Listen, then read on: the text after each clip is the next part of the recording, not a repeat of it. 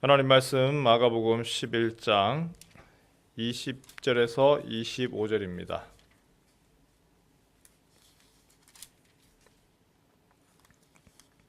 마가복음 11장 20절에서 25절입니다. 그들이 아침에 지나갈 때에 무화과 나무가 뿌리째 마른 것을 보고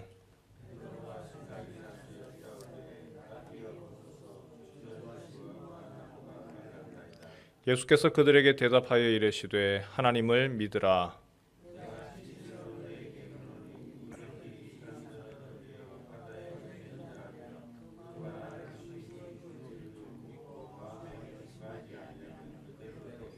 그러므로 내가 너희에게 말하노니 무엇이든지 기도하고 구하는 것은 받은 줄로 믿으라.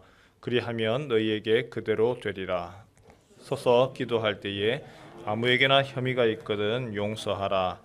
그리하여야 하늘에 계신 너희 아버지께서도 너희 허물을 사하여 주시리라 하니라. 아멘. 예수님이 호산나 찬송하리로다 사람들의 환호를 받으면서 예루살렘에 입성하셨습니다. 예루살렘에 입성을 했지만 예루살렘에서 계속 계신 것은 아니고요. 예루살렘에 들어갔다가 저녁이 되면 한 3에서 5km 정도 떨어져 있는 베다니로 다시 돌아옵니다. 그래서 베다니에서 숙식을 하시고 또다시 그 다음날 아침에는 또 예루살렘에 들어가는 왔다 갔다 하는 그러한 여정을 보입니다. 예루살렘에 입성하신 예수님 다시 베다니로 오시고 그 다음날 아침입니다. 그 다음날 아침에 12절에 보니까 이튿날 그들이 베다니에서 나왔을 때에 예수께서 시장하신지라. 예수님이 시장하신 예수님 저곳에 보니까 13절에 멀리서 잎사귀 있는 한 무화과 나무를 보시고 혹 그 나무에 무엇이 있을까 하여 가셨더니 가서 보신즉 잎사귀 외에 아무것도 없더라. 우리가 잘 알고 있는 무화과 나무 이야기죠. 무화과 나무가 있는데 그곳에서 예수님이 무엇인가를 열매를 기대하셨습니다. 하지만 열매가 없습니다. 왜 열매가 없느냐? 잎사귀는 많은데 열매가 없습니다. 마가복음 기자가 뒤에 뭐라고 했느냐 하면 이는 무화과의 때가 아님이라. 이는 무화과의 때가 아니다. 우리가 이 말씀, 이 한 얘기 때문에 헷갈립니다. 이 말의 의미가 열매가 없을 때, 맺을 때가 아니다. 이 얘기는 아닙니다. 무화과라고 하는 나무의 특징이 있지요. 무화과는 말 그대로 꽃이 없는 나무입니다. 그런데 꽃이 없는 것이 아니라 사실은 꽃이 안 보이는 것뿐입니다. 무화과의 특징은요, 잎이 피기 전에 잎이 먼저 나오는 것이 아니라 먼저 열매가 맺힙니다.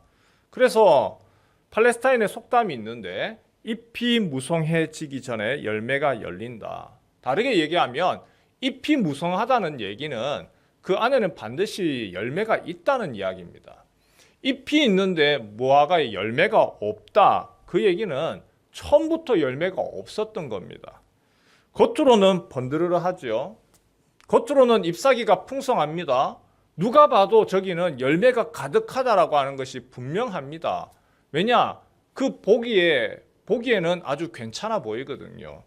좋아 보입니다. 그런데 예수님이 열매를 찾으시는데 열매가 없습니다. 이런 이유 때문에 예수님이 무화과에 대해서 저주하시죠. 14절 말씀 한번 볼까요? 14절에 예수께서 나무에게 말씀하여 이르시되 이제부터 영원토록 사람이 내게서 열매를 따먹지 못하리라 하시니 제자들이 이를 듣더라. 예수님이 무서운 진노를 하셨습니다. 그런데 우리가 이 말씀을 잘 알고 있죠.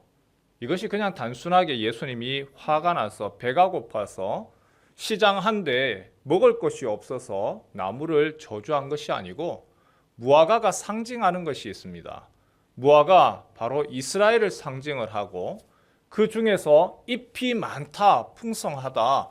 당시에 그 이스라엘의 지도자들, 그들에 대한 예수님의 저주 선언이 있죠. 분명히 열매가 있어야 되는데 열매가 없고 잎만 번드르르 하더라. 그 다음 날이죠. 다시 그 길을 향하여서 베드로가 길을 가다가 무화과 나무, 예수님이 그 전날 저주하셨던 그 무화과 나무가 뿌리채부터 죽어 있는 것을 바라봅니다. 예수님께 이야기를 합니다. 21절이죠. 베드로가 생각이 나서 여짜오되 랍비여 보소서 저주하신 무화과 나무가 말랐나이다. 베드로는 예수님이 저주하실 때에 예수님 화가 나서 그런 모양이다. 진노하셔서 한번 얘기했는 모양이다. 뭐 그래도 배가 고프신 모양이구나.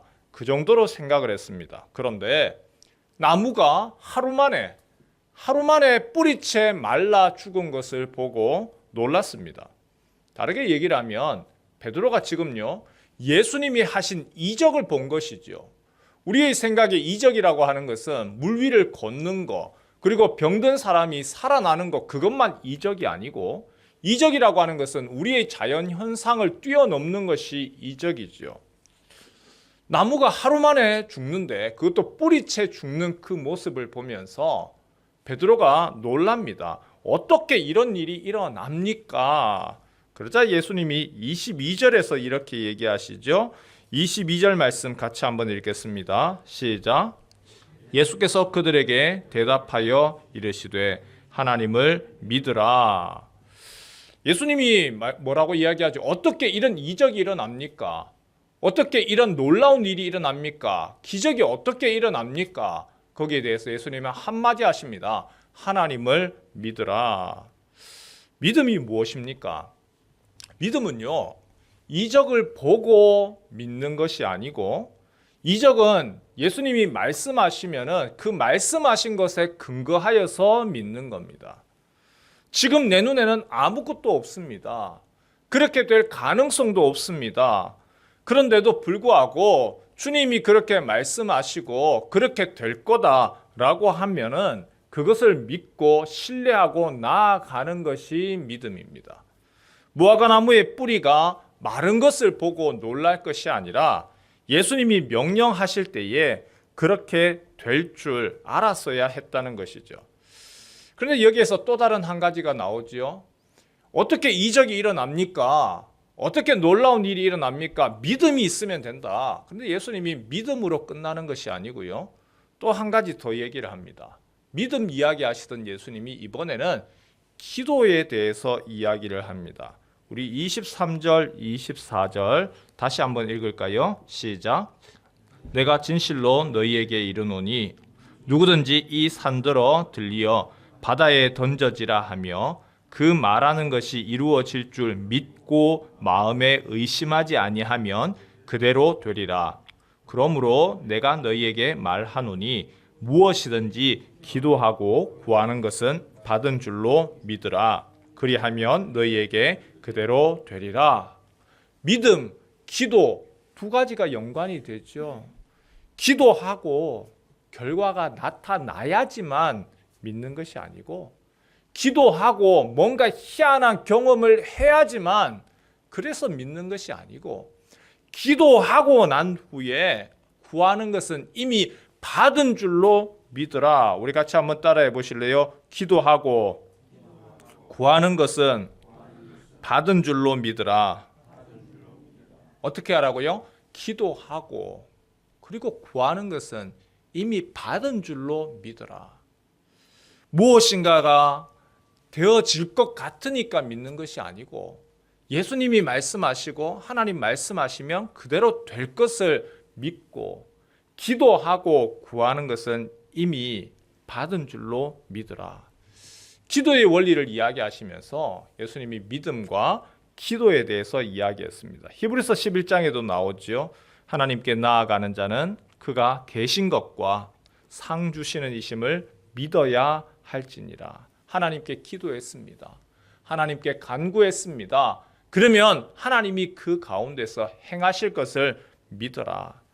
기도, 믿음으로 나아가는 것이고, 하나님을 단순하게 믿고 하나님 그 말씀하신 것에 따라서 내가 간구하고 구하면 주께서 들으실 거다. 그 믿음 가지고 나아가는 것이 기도라는 것이죠. 오늘 이렇게 얘기를 마치면 끝이겠는데, 예수님이 믿음, 열매, 믿음, 기도 이야기로 끝나는 것이 아니라 하나가 더 이야기를 합니다. 예수님의 말씀에서 또 다른 방향으로 나아갑니다. 기도는 믿음으로 기도하고 받은 줄로 기도하면 되는 것이 끝이 아니고 그것이 아니라 하나가 더 필요하답니다. 믿음의 기도를 넘어서서 또 필요한 것 25절 우리 같이 한번 읽을까요? 시작. 서서 기도할 때에 아무에게나 혐의가 있거든 용서하라. 그리하여야 하늘에 계신 너희 아버지께서도 너희 허물을 사하여 주시리라 하시니라. 이번에는 용서라고 하는 것으로 나아가죠. 율법의 핵심이 무엇이죠? 구약에서 계속해서 이야기하는 거 하나님의 뜻, 하나님의 법에 큰 두 가지가 있습니다. 율법의 핵심, 하나님을 사랑하는 것과 또 이웃을 무엇하는 것이죠? 사랑하는 것이라. 믿음이라고 하는 것은 하나님 사랑하고 관련이 있죠. 하나님을 사랑합니다. 믿음에 대해서는 하나님을 신뢰합니다.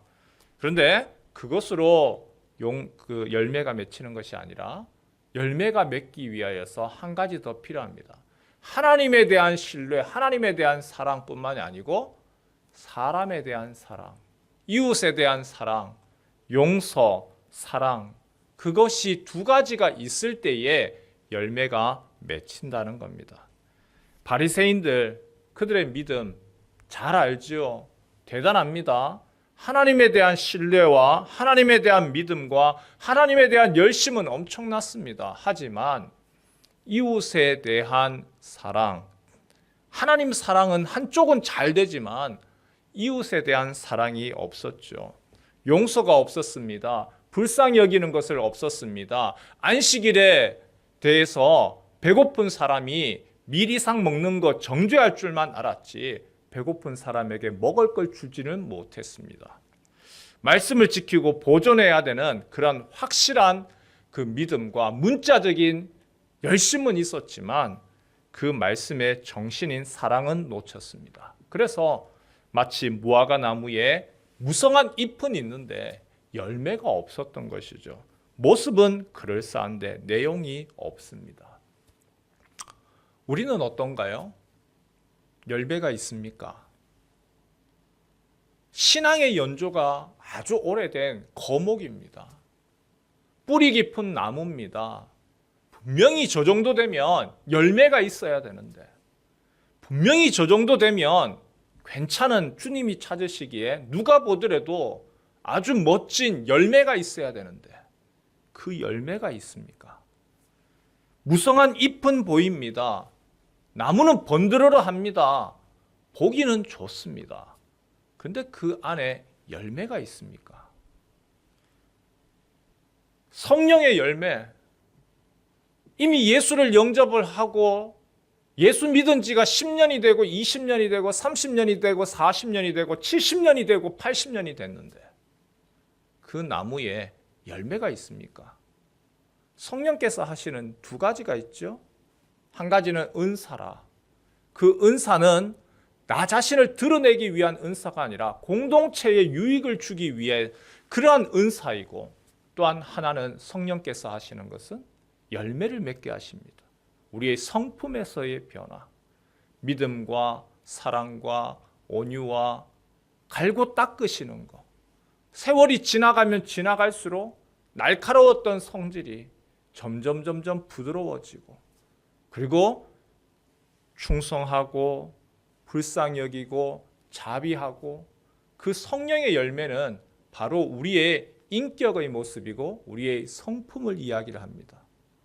주님이 찾으시는 열매가 있습니까? 예수 그리스도께 드릴 수 있는 참된 열매가 있습니까? 하나님 사랑만 가지고는 되지 아니하고 사람에 대한 이웃에 대한 사랑으로 맺은 열매가 있습니까? 하나님에 대한 믿음, 이거는 확실하지만 이 믿음의 열매는 내가 자랑합니다. 하지만 과연 사랑의 열매, 이 부분이 있냐는 것이죠. 이 아침에 우리가 기도할 때 주님, 내 모습이 혹시라도 그 입만 무성하고 열매 없는 모습은 아닌가요? 주님이 찾으시는데 내가 주님께 드릴 수 있는 열매가 있습니까? 성령께서 나를 통하여서 주님 이제는 번드르르 한 것이 아니라 열매가 맺히게 하옵소서. 나의 속에서 성령의 열매가 맺히게 하시고 주님이 기뻐하시는 그 열매, 성과가 아니라 나 자신이 주님 앞에 드릴 수 있는 열매 되게 하옵소서. 간구하고 함께 기도하는 이 아침 되시길 주님의 이름으로 축원합니다.